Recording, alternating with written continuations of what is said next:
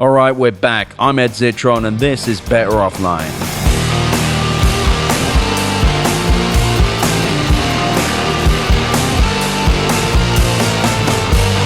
Better Offline. This is the fourth and final episode of this four-part series where I dissect in excruciating, comprehensive detail the AI bubble and tell you why I think its implosion is inevitable. We're at the end, which is fitting, because in this episode we're going to talk about why and how this entire sham dies. Again, if you're jumping in now, start from the beginning. We talk about a lot of things and it all kind of threads together. I know, you want to hear my explanation of how OpenAI is fucked with a capital fuck, but we've got to lay the groundwork to get there. Okay, caught up? Good? We're good? You ready? We're good? You good? Yep. Okay, we'll begin. One of the comfortable lies that people tell themselves is that the AI bubble is similar to the fiber boom or the dot-com boom or Uber, or that we're in the growth stage, or that this is what software companies do. They spend a bunch of money, then pull the profit lever. The thing is, this is nothing like anything you've ever seen before, because this is the dumbest shit the tech industry has ever done. AI data centers are nothing like fiber because there are very few actual use cases for these GPUs outside of AI, and none of them are remotely hyperscale revenue drivers. As I discussed a month or so ago, data center development accounted for more of America's GDP growth than all consumer spending combined in the first half of 2025, and there really isn't any demand for AI in general, let alone at the scale that these hundreds of billions of dollars are being sunk into. The conservative estimate of capital expenditures related to data centers is around $400 billion, but given the $50 billion in a quarter in private equity invested, I'm going to guess it breaks $500 billion, all to build capacity for an industry yet to prove itself. And this whole NVIDIA OpenAI $100 billion funding news should only fill you full of dread. But also, it isn't fucking finalized. Stop reporting as if it's done. I swear to fucking... Anyway... Good. According to CNBC, and I quote, the initial $10 billion tranche is locked in at a $500 billion valuation and expected to close within a month or so once the transaction has been finalized, with successive $10 billion rounds planned, each to be priced at the company's then current valuation as new capacity comes online. What a horrible deal. They can just raise whatever. They can just go back to NVIDIA. But let me just be clear. OpenAI has written a lot of checks that neither it nor anyone else can cash, and for it to survive, it needs to raise more than, honestly, about $500 billion and maybe another $400 billion in other people paying for stuff. It's astonishing, really. At no point is anyone asking how exactly OpenAI builds the data centers to fill full of the GPUs to get the rest of NVIDIA's funding. In fact, I'm genuinely shocked and a little disgusted by how poorly this story has been told. Let's go point by point. $10 billion is not enough for OpenAI to build a data center. The 1.2 gigawatt Abilene, Texas data center being built by Oracle and Crusoe for OpenAI required $15 billion in debt, and that's not including the $40 billion of chips needed to power it, though I question whether all of those are going into Abilene or somewhere else, which we'll get to later. OpenAI can also not afford to pay for everything it's promised. OpenAI will burn, they say, $115 billion in the next 4 years, according to the information, but I believe the company intentionally leaked those numbers before the announcement of their $300 billion deal with Oracle.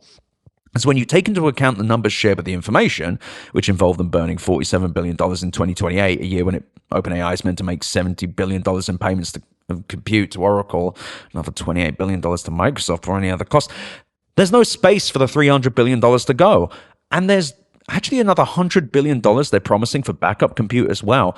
On top of all of this, OpenAI is still yet to convert to a for-profit entity and must do so by the end of 2025 or they'll lose $20 billion in funding from SoftBank. A few weeks ago, Microsoft and OpenAI co-published an announcement that said they'd signed a non-binding memorandum of understanding for the next phase of their partnership, which the media quickly took to mean a deal was done. No deal has been done. This is an announcement of nothing. On top of all of this, venture capital might run out at the current rate of investment in around 6 quarters, and OpenAI needs more investment than ever.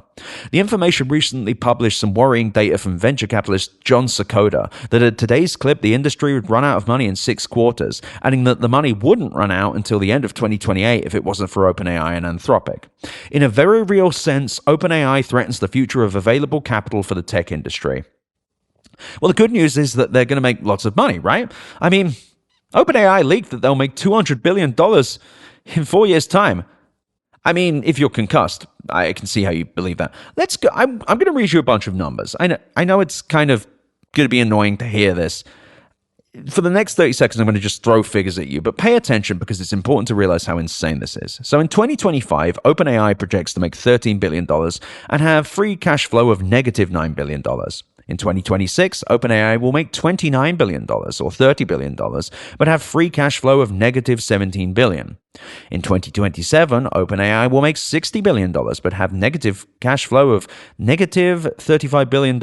And in 2028, OpenAI will make $100 billion, but have free cash flow of negative $47 billion. In 2029, OpenAI will make $145 billion, but have free cash flow of negative $8 billion somehow. I just want to reiterate there. OpenAI's projections see it reduce its negative cash flow by $39 billion, or 1.5 times 3M's revenue from the last financial year in a single year, while also increasing their revenue by a similar amount, give or take a few billion. Who's counting? Certainly not Sarah Fryer, the CFO of OpenAI.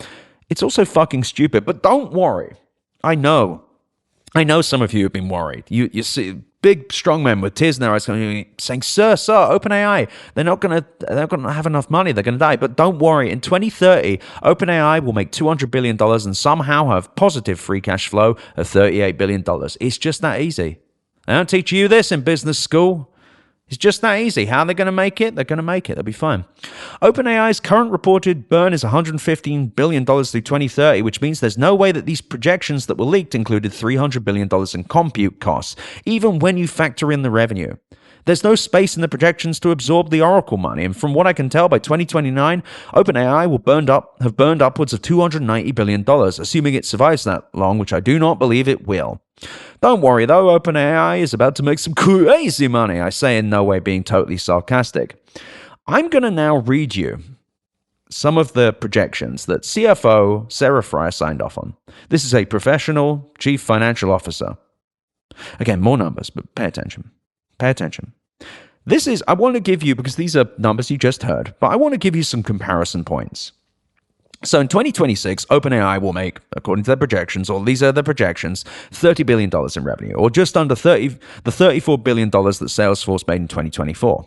In 2027, OpenAI will allegedly make $60 billion, or $2.6 billion more than the $57.4 billion that Oracle made in its fiscal year 2025, or $8.4 billion more than Broadcom made in 2024. In 2028, this is crazy, OpenAI will make $100 billion, $2.3 billion more than Tesla made in 2024, or $11.66 billion more than TSMC, the single largest chip manufacturer in the world, made in 2024. In 2029, things get crazier, because OpenAI will then make $154 billion, or $14.5 billion more than the $130.5 billion that NVIDIA made in its fiscal year 2025. But in 2030, this is when they really blow the doors off. They will make $200 billion or $35.5 billion than the $164.5 billion that Meta made in 2024. Just so we are clear, OpenAI intends to 10x its revenue in the space of 4 years, selling software and access to its models in an industry with about $60 billion of revenue in 2025. How will it do this? OpenAI does not say. I don't know OpenAI CFO Sarah Fryer, but I do know that signing off on these numbers is, at the very least, ethically questionable. But putting aside the ridiculousness of OpenAI's deals or its funding requirements, Fryer has willfully allowed Sam Altman and OpenAI to state goals that defy reality or good sense, all to take advantage of investors and public markets that have completely lost the plot. I'm actually going to be blunter. OpenAI has signed multiple different deals and contracts for amounts it cannot afford to pay, that it cannot hope to raise the money to pay for, that defy the amounts of venture capital and private capital available, all to sustain a company that will burn $500 billion in the next 4 years based on their own expenditures, and they have no path to profitability of any kind. But what about that NVIDIA deal, Ed? $100 billion is a lot of money, right? It is, but the announcement is bullshit. I know you may have read otherwise, but NVIDIA didn't give OpenAI $100 billion. In fact, $90 billion of that is contingent on OpenAI building roughly $125 billion worth of data centers with $200 billion worth of GPUs inside them. And those data centers will have to be built faster than anyone could possibly build something at that scale. And there's no evidence that OpenAI knows where or when these facilities will be built or who will build them. Important detail as well, NVIDIA's data centers have nothing to do with Stargate. So when you read that OpenAI has 7 gigawatts of Stargate, whatever, it doesn't exist, who cares? that's nothing to do with NVIDIA. Oracle is not building these data centers. The 10 gigawatts that they need to build with NVIDIA are something completely separate.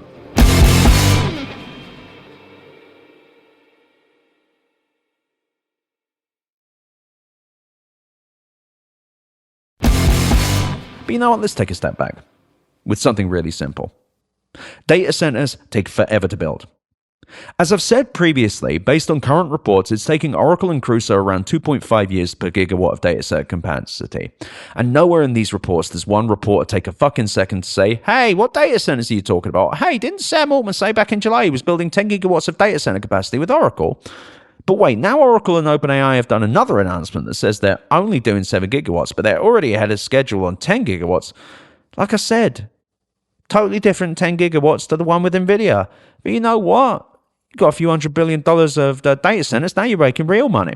Anyway, I cannot be clear enough how unlikely it is that the first gigawatt of NVIDIA systems will be deployed in the second half of 2026, as NVIDIA has stated with their deal with OpenAI. And that's as if the land has been bought and got permits and the construction has started. None of this has happened. But, let's get really specific on costs. Crusoe's 1.2 gigawatts of compute for OpenAI is a $15 billion joint venture, which means a gigawatt of compute runs about $12.5 billion worth of construction. Abilene's 8 buildings are meant to hold 50,000 NVIDIA GB200 GPUs and their associated networking infrastructure. So let's say a gigawatt is around 333,000 Blackwell GPUs, even though the GB200s are technically 2 of them put together. Though this math is a little funky due to NVIDIA promising to install its new Rubin GPUs in these theoretical data centers, that means these data centers will require a little under $200 billion worth of GPUs. By my maths, that's about $325 billion, but NVIDIA is saying it could be $500 billion. But who gives a shit, right? Numbers don't matter. You've got Jensen Huang telling CNBC that 1 gigawatt costs $50-60 billion. You've got Altman claiming the same thing to Bloomberg. But my math says something completely fucking different. But no one seems to want to bother, It's only like the places I'm quoting are leading business outlets with teams of thousands of people with incredible infrastructure where they could sit down and say, well, it costs this much to build Stargate Abilene. Why don't we work out actually what this costs? No. Just eat the info slop. Yum, yum, yum. It doesn't exhaust me. It doesn't make me cynical and frustrated with people who could do a good job. Indeed, I've seen them do a good job, but they just seem to not want to do one with this. And it genuinely bothers me on a day-to-day basis.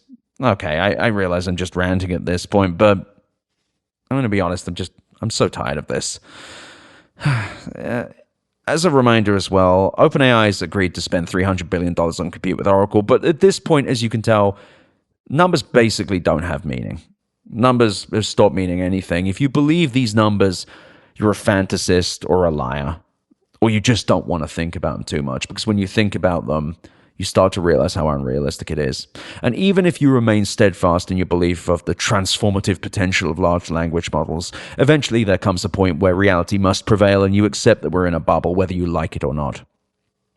What we're witnessing is one of the most egregious wastes of capital in history, sold by career charlatans with their reputations laundered by a tech and business media afraid to criticize the powerful, and analysts that don't seem to want to tell their investors the truth. There are no historic comparisons here. Even Britain's abominable 1800s railway bubble, which absorbed half of the country's national income, created valuable infrastructure for trains, a vehicle that can move people to and from places. So the train doesn't randomly just go backwards when you make it go forwards. It doesn't become a bus or a dog at random. It doesn't hallucinate doors that open and close at random. Trains work. And GPUs are not trains, nor are they cars or even CPUs. They are not adaptable to many other kinds of work, nor are they the infrastructure of the future of tech, because they're already quite old, and with everybody focused on buying them, you'd absolutely see one other use case by now that actually mattered. GPUs are expensive, power-hungry, environmentally destructive, and require their own kinds of cooling and server infrastructure, making every GPU data center an environmental and fiscal bubble unto themselves. And whereas the Victorian train infrastructure still exists in the UK, though it has been upgraded over the years, a GPU has a limited useful lifespan. These are cards that can and will break after a period of extended usage, whether that period is 5 years or later, though I hear it's 1 to 3.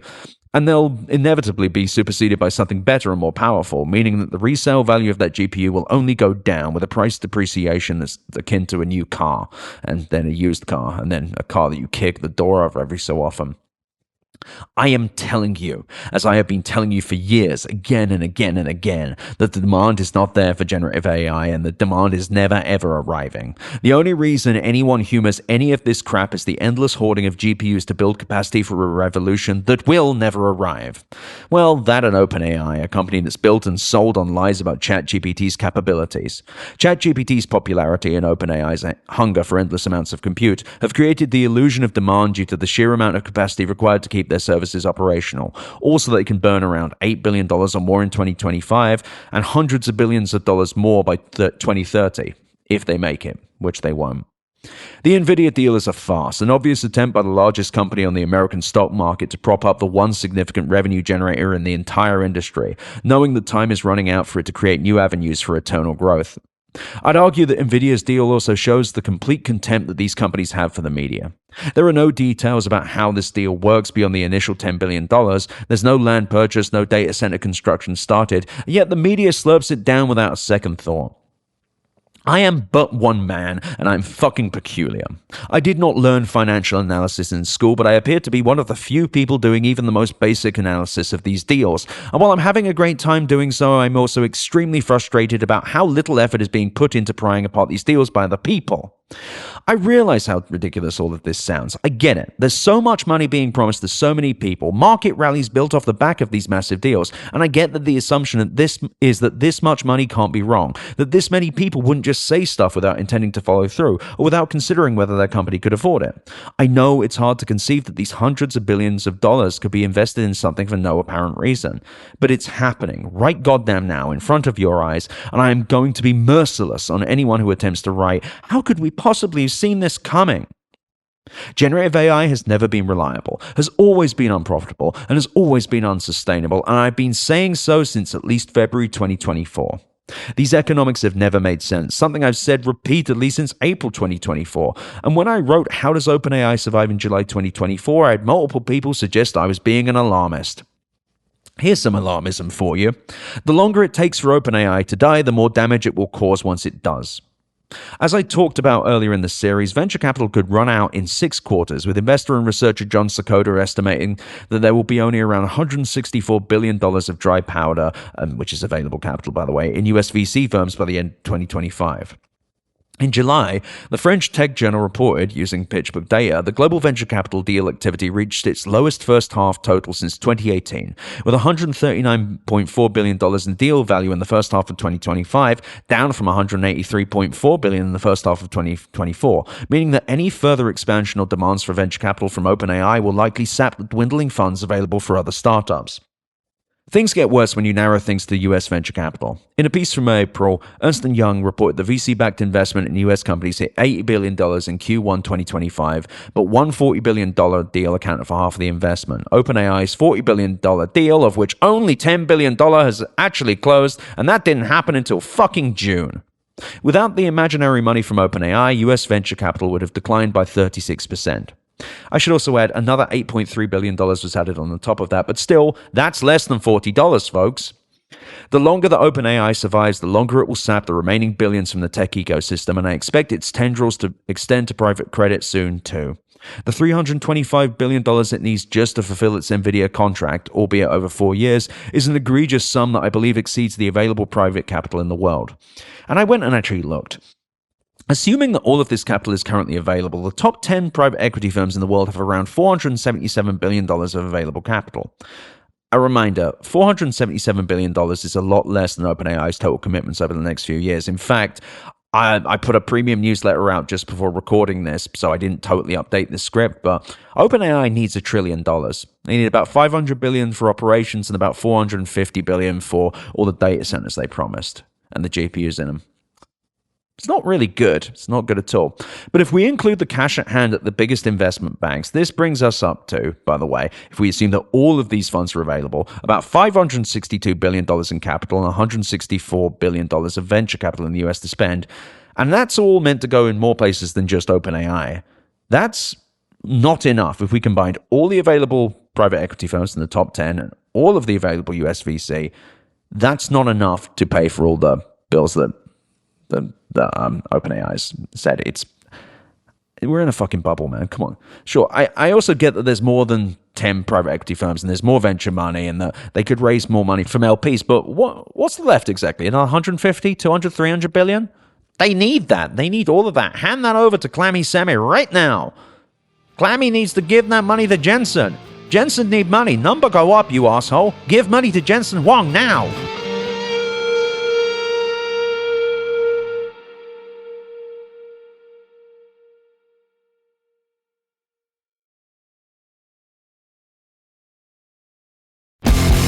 You see, OpenAI needs to buy those GPUs and it needs to build those data centers and it needs to pay its thousands of staff and marketing and sales costs too. Well, OpenAI likely wouldn't be the ones raising the money for the data centers, and honestly, I'm not sure who would at this point. Somebody is going to need to build 20 fucking gigawatts of data centers if we're going to believe Oracle and Nvidia.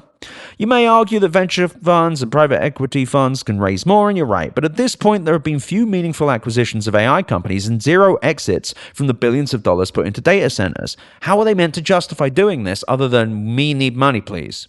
Even OpenAI admits in its own announcement about new Stargate sites that this will be a $400 billion investment over 3 years. Where the fuck's the money coming from?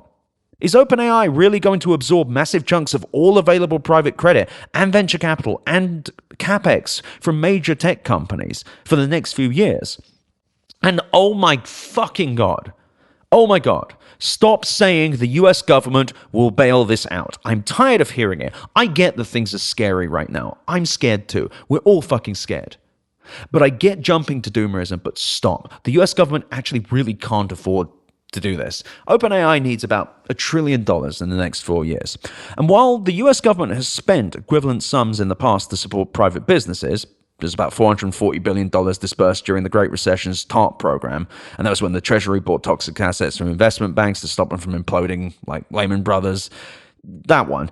It's hard to imagine any case where OpenAI is seen as vital to the global financial system and the economic health of the US as the actual banking system. And even if they were, that's more money than they can easily mobilize, even for the US government. And sure, we spent around $1 trillion, if we're being specific, $953 billion, on the Paycheck Protection Program during the COVID era. That was to keep people employed at a time when the economy outside of Zoom and Walmart had, for all intents and purposes, ceased to exist. There was an urgency that doesn't apply here. If OpenAI goes tits up, SoftBank, Dragoneer and a few others lose a bit of money, nothing new there, and Satya Nadella has to explain why he spent tens of billions, actually hundreds of billions of dollars on data centers filled with GPUs. But otherwise, you can't really bail this out. Are we going to nationalize NVIDIA? Are we going to create a TARP fund just for OpenAI? If you really believe that will happen, I really must put a smile on your face. It can't. Even under the most crony capitalism scenario, this is more money than actually really exists in the world. And yes, while there will be, and have been already, disastrous economic consequences, they won't be as systematically catastrophic as that of a pandemic or a global financial crisis. To be clear, it'll be bad, but not as bad. And there's also the problem of a moral hazard. If the government steps in, what's to stop big tech chasing its next fruitless rainbow? And of course the optics. If people resented bailing out the banks after they acted like gamblers and lost, how will they feel bailing out fucking Sam Altman and Jensen Huang? Seriously. No matter when you've got a conservative or Democrat government, this is not going to be an easy thing to sell. It's going to be hard to get the consensus. And indeed, every tech company will be kind of pissed. I think that you underestimate how upset companies that have died will be, and indeed companies outside of tech too. This would be more than a scandal. It would be genuinely bad to do, even for the silliest government in the world. I don't think it's happening, and even if they tried, there's not enough money. Breathe, Edward. They can't get you. You're doing a podcast. Look, this has been a slog, and I appreciate you sticking with me this long, but the significance of the bubble requires this depth. There's little demand, little real money, and little reason to continue, and the sheer lack of responsibility, along with the willingness to kneel before the powerful, fills me full of angry bile. I understand many journalists are not in a position where they can just write, "This shit sounds stupid," but we've entered a deeply stupid era, and by continuing to perpetuate the myth of AI, the media guarantees that retail investors and regular people's 401ks will suffer.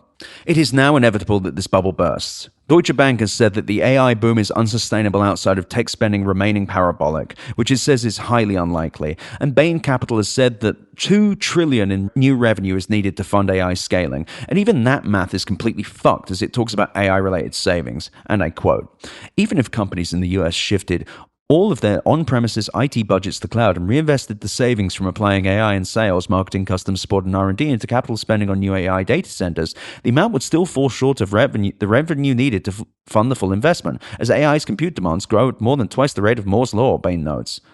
Even when stared in the face by a ridiculous idea, $2 trillion of new revenue in a global software market and this is all software, that's expected to be around $817 billion in 2025, Bain still oinks out some nonsense about the savings from applying AI.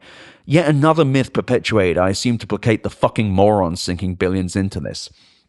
Every single vibe coding is the future, the power of AI, an AI job story written perpetuates a myth that will only lead to more regular people getting hurt when the bubble bursts. Every article written about OpenAI or Nvidia or Oracle that does not explicitly state that the money doesn't exist, that the revenues are impossible, that one of the companies involved burns billions of dollars and has no path to profitability is an act of irresponsibility, and irresponsible make-believe and mythos.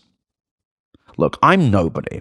I'm not a financier. I'm not anybody special. I write a lot, I read a lot, and can do the most basic maths in the world. I'm not trying to be anything other than myself, nor do I have an agenda, other than the fact that I like doing this and I hate how this story is being told. I never expected my newsletter to get big, nor did I expect this podcast, nor did I expect to be in the Financial Times. But here I am, and I'm working my arse off. And I am pissed off at where this has got to. I'm tired that things remain honestly mythical, that we still see as things get more and more ridiculous, that the headlines get more ridiculous too, that there's questioning and people are saying, oh, the narrative is shifting. Sure, but they're still repeating increasingly dumb shit. And I also believe that the way to stop this happening again is to have a thorough and well-sourced explanation of everything as it happens, ripping down the narratives as they're spun and making it clear who benefits from them and how and why they're choosing to do so. When things collapse, we need to be clear about how many times people chose to look the other way or to find good faith ways to interpret bad faith announcements and leaks. So how could we have seen this coming? I don't know. Did anybody try to fucking look?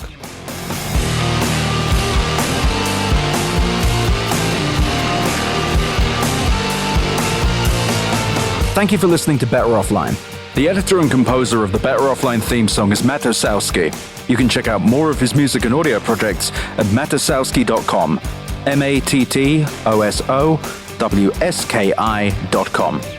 You can email me at easy@betteroffline.com or visit betteroffline.com to find more podcast links and, of course, my newsletter. I also really recommend you go to chat.wheresyoured.at to visit the Discord and go to r/betteroffline to check out our Reddit. Thank you so much for listening.